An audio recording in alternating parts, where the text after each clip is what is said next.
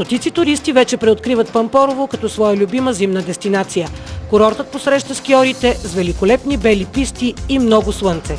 Пистите са в отлично състояние от деня, в който открихме сезона.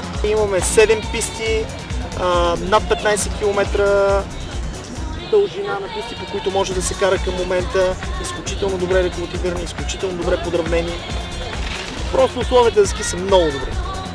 Нови цени на лифт картите пускате от утре? От утре пускаме промоционална цена на дневната лифт карта от 43 лева на ден за 2 седмици. Съответно тази цена е за възрастен, а за дете цената пада на 23 лева. Хотелите на Пампорово АД също понижават цените след 10 януари. Знаеме добре вече за изключителния продукт All Inclusive за 98 лева с включена лифт карта. За хотел Орловец също така има един много добър продукт с включена лифт карта за 125 лева на човек. Другите хотели също така вече имат изключително добри продукти, така че бих казал, че всички хотели в Пампорово се ориентират много добре, работим съвместно много добре и резултата вече видим за всички. Многократно повече туристи тази зима в Пампорово.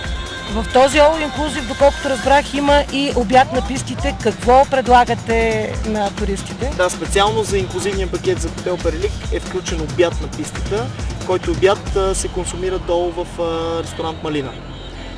Също така има и следобедна закуска, така да наречем.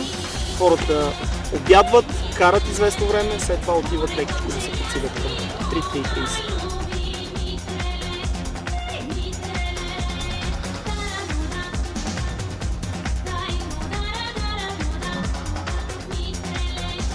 Така че, ако още не сте избрали къде да почивате през зимата, заповядайте в Пампорово.